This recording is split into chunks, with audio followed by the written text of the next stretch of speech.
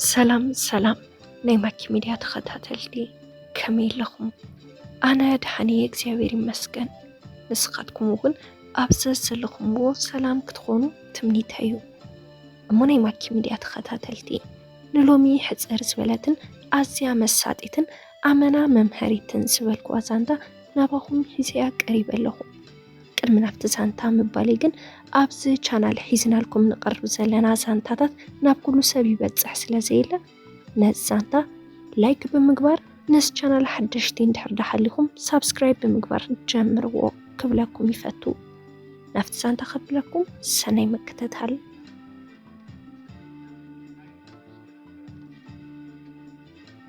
ስጉምታይ ብምሕፃር ዘይኮነ ብምንዋሕ ናፍቲ ሓደ ኣብ ደገ ዝቕመጥ ወዲ ገዛውተይ ረኸቦ ዝበለኒ ነይሩ። ናብ ቦታ ቆፀራይ በፂሐ ፅልም ኢሉ ግጅፍ ዝበለ ኣብ ኣርባዓታት ዝዕድሚኡ ፀንሐኒ። ሰላምታ ተለዋዊጥና ኮፍ በልኩ። ቀፂለ ዝስተኣዘዝኩ ሹምሞ መን ክብል ኢሉ ሓተተኒ። ሚኪኤለ ፅቡቕ ሚኪ ሓወይ ኣነ ከዓ ሃፍቶም ይበሃል ፅቡቕ ሌላ ናብ ኣዲስ ኣበባ ሞ ከመይ ቃልሲ ልዕሊ ኩሉ ድማ ሓውለለይ መባል ልዕሊ መጠን የፅለአና ደሓን ብዝኾነ ሕፅር ዝበለ ግዜ ይሰለኒ ናብ ጉዳይና ክንኣቱ ነጊሩካ ድዩ ሙሴ ኢሉ እንተሓተኒ ኣይነገረንን ክረኽበካ ከም ዘለኒ እዩ ሓቢሩኒ ክብል መለስኩሉ። በልሓስ ናፍቲ ዝቕመጠሉ ዓዲ ክምለስ ክልተ ሰሙን እየን ተሪፈና ንዘለዋ። ሓንቲ ብቲክቶክ ዝተላለኽዋ ኣብዛ ዓዲ እትቕመጥ ልያ ዝሹማ ሒዋን ኣላ። ፍቕራዊ ጉዕዞ ጀሚርና ኣመንጎ ግና ርብሕ ዝበለ ገንዘብ ካባይ ወሲዳ ብሎኪላትኒ ስራሕና ንዓኣ ንምርካብ እዩ ክረኽባ ግዘ ወሲዱለይ ዝነበረቶ እምበር ዘለቶ ግን ክፈልጦ ይከኣልኩን ውሽጠይ ክሓቶ ስለ ዘገደደኒ ስምዐነንዶ ካብ ምንታይ ተበጊሳ ብሎኪራትካ ኢለን ተሓቶ እቲ ዘግድሳ ካባይ ስለ ዝረኸበት ኢሉ መለሰለይ።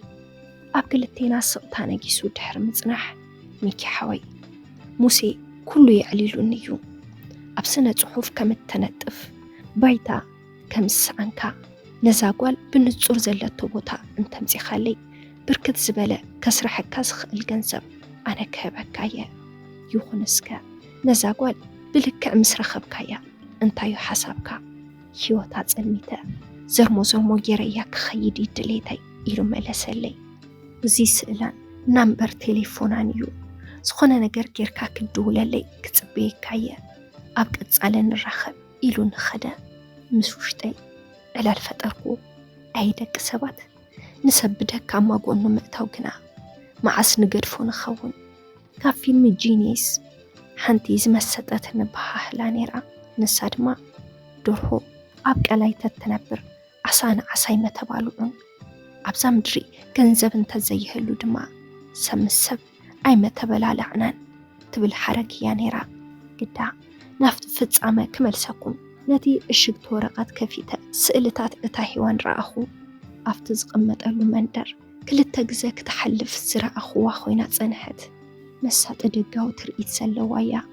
ንምንታይ ከምኡ ጌራ ክፈልጥ ስለ ዝነበረኒ ደው ኢለ ረብሪበ ኣይተቐበለትንን። ተስፋ ከይቆረፅኩ ድሕሪ ነዊሕ ደወል ተቐቢላትኒ። ክንራኸብ ሓቲተያ ብሕማቕ ከም ዘይኮነ ምስ ሓበርክዋ ምስ ገበታ ፍርሓ ፍቓደኛ ኮይና ተራኸብና። ይቕሬታ ደኣ እምበር ብምንታይ ጉዳይኻ ደሊኻኒ ዘለኻ ኢላ እንትትሓተኒ ፅቡቕ ልያ ሓፍተይ ሓፍቶም ትፈልጥዮ ዶ ቀባሕባሕ ኢላ ገፃ መለሰት። እወ ይፈልጦ ኣዲስ ኣበባ ከም ዘለኹ ትፈልጥ ዶ ምልክት ናይ ፍርሒ ከይርኤት ኣይፈልጥን እየበለትኒ። ኣበሳ ከም ዘይብላ ኮንፊደንሳ ይዛረብ ነይሩ። ደሓን ንግደፎ ሓፍቶም ኣብዚ ዓዲ እዩ ዘሎ ንዓኽ ሕማቕ ንምግባር ድማ ይሸባሸበሎ ጌና ሕጂ እውን እንታይ ስለ ዝገበርክዎ እዩ እዚ ደንቆሮ በለት። ያ ገንዘቡ በሊዕ ክዶ ይጠለምክዮም በልክዋ። ባይትጋገም ይኪሓዊ ካብ ዘይጠልም ፈጣሪ ተፈጢረ ክጠልም ኣይክእልን እየ። ኩሉ ኸዘንትወካ ስማዕ። ኣብቲ ጉዕዞ ፍቕሪ ዝጀመርናሉ ግዜ ምስ ሓንቲ መሓሳይ ኣብ ክልቴና እንዳ መሻጢት ክንከፍት ሓሲብና ብዕላል ንሓፍቶም የዕሊለዮ እተን ዝጎደላኒ ገንዘብ ብገዛእ ፍቃዱ መሊኡለይ እታ ስራሕ ድማ ከፊትናያ እቲ ገንዘብ ብገዛእ ፍቃዱ ዝሓበኒ እዩ ጠንቂ መባኣሲና ግና ጥራሕ ነብስኺ ኮይንኪ ስእሊ ስደድለይ ብቪድዮ ደውሊ ክፍል ኣካላትኪ ኣርኢኒ እንዳበለ ወትሩ ስለ ዝርብሸኒ ከምተን እንተስ ብገርሐን እንተስ ብፍላጥ ዝተሰኣላ እሞ ድሒሩ ሽግር ዘምፅአለን ደቂ ኣንስትዮ ክኸውን ስለ ዘይደለኹ ርክብና ነቋርፅ ኢለዮ ድሕርዚ ሰባት እንዳለኣኸ ይፈራርሐኒ ሓንሳብ ንሱ ዝለኣኾም ሰባት ይስእሉይኒ ሞባይለይ ያሕድጉኒ ይወቕዑኒ በዚ ጉዳይ ስለ ዝተበሳጨኹ ኣብዝየ ተሓቢኤ ዘለኹ ስራሕ ገዲፈዮ ሰላመይ ተዘሪጉ ነብኣት ኮይኑ ቀለበይ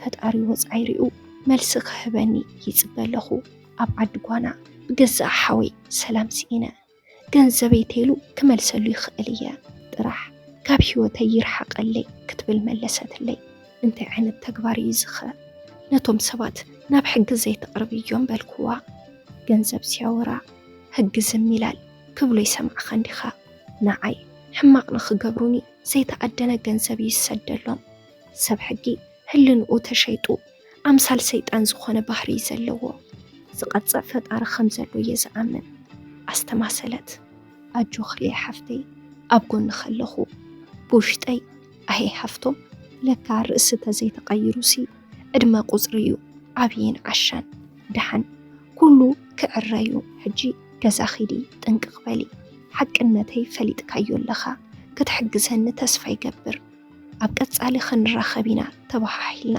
ተፈላለና ቀጥታ ናብ ሃፍቶም ደው ኢለ ክንረኸብ ሓበርክዎ ዓብይ ትመስል እምበር ዓብይ ዕሽነት ትውንእ ፍጡር የኻባ የዕንቱ ኣፍጥ ጠቢሉ ኣንታ ቆልዓ ኸይፀፍዐካ ክብል መለሰለይ ስምዐኒ ብገዛእ ፍቓድካ ንዝሃብካያ ገንዘብ ቆሚራትኒ ትብል ተወሳኺ እንታይ ውሕስነት ስለ ዘለዋ እያ ዕርቃና ቀሊዓ ስእሊ ክትሰደልካ ትደሊ ካበይ ሕብረተሰብ ከም ዝወፃኹም ትዝንግዕዎ ኣለኹም ሓቀይ ኣቱም ዲያስፖራ ከመይኹም ተሓስቡ ክብል ተዛረብዎ ሃፍቶም የማን ፀጋም በለ መን ኢሉካ ልያ ረኺብካያ ዲኻ ሓቲትካያ ዲኻ ክብል ሓተተኒ ልያ ንፅሕቲ እወ ረኺበያ ቅድም ግን ናትካ ጌጋ ረኺበዩ ሃፍቶም ንሓፍትኻ ብገንዘብ የሕሊፍካ ንኻሊእ እንተሂብካያ እቶም ዓደግቲ ንዓኻ እውን ከም ዘይምሕሩኻ ኣይትሰንግዕ ስቕበል ከብድኻ ዘይበልዑ ቃላትካ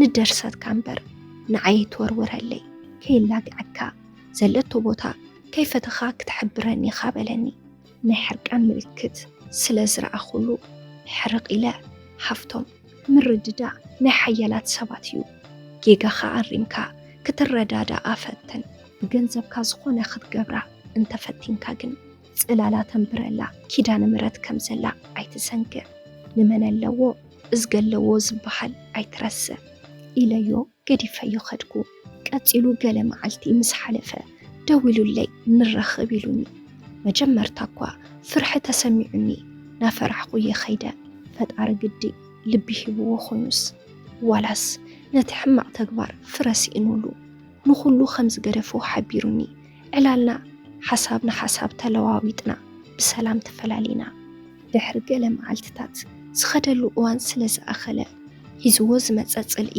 ቀቢሩ ፍቕሪ ሒዙ ክምለስ ስለ ዝደለየ ምስልያ ራኺበዩ ይቕሬታ ሓቲትዋ ኣብ ይቕሬታ ፍሉይ ጽባቐ ኣሎ ተረዳዲኦም ከም ፍቑራት ዘይኮኑ የሕዋት ክኾኑ ተሰማሚዖም ብሕጉስ መንፈስ ኣፋኒናዮ ናፍቲ ዝነብረሉ ዝነበረ ሃገር ተመሊሱ ልያ ድማ ቀሲና ሕይወታ ትመርሐላ ሞራል ናይ ዛዛንታ ዝበዛሕና ሰባት ሰብ ጌገኛ እንተሎ ክንዲ ንእርሞ ዓገብ ንብሎ ረብሓና ክንዕቢ ክንብል ነቲ ናቱ ጌጋ ናብ ቁኑዕ ኢና ንቐይሮ ንረብሓ ክንብል ኣብ ሕማቕ ነገራት ኢድና ይነእቱ ካብ ሕማቕ ጌርካ ረኽበት ቅንዕና ሒዝካ ስእነት ይበልፅ ዘለካ ጸጋ ይኹን ሓይሊ ንለውጢ ንዕቤት ንሰናይ ነገር እምበር ንሕማቕ ኣይንጠቐመሉ ሰላም ንኹሉ ፍጡር ዝዓለም ጸሓፊ ሚኪ ኣሸዓለይ ተራኺት ማኪ ሚድያ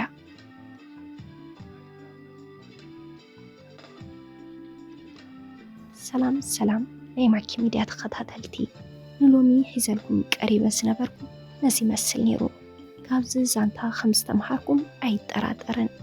እሞ ናይ ማይኪ ሚድያ ተኸታተልቲ ነዚ ዛንታ እንተደኣ ፈቲኹምዎ ላይክ ምግባር ኣይትሕመቑ።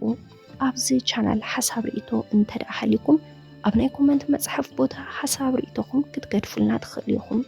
ነዚ ቻናል ሓደሽቲ እንድሕር ዳ ሃሊኹም ሳብስክራይብ ብምግባር ነታ ናይ ደወል ምልክት ብምንካእ ናይ ቻናልና ናይ ወትሩ ተኸታተልትና ክትኾኑ ንላቦ።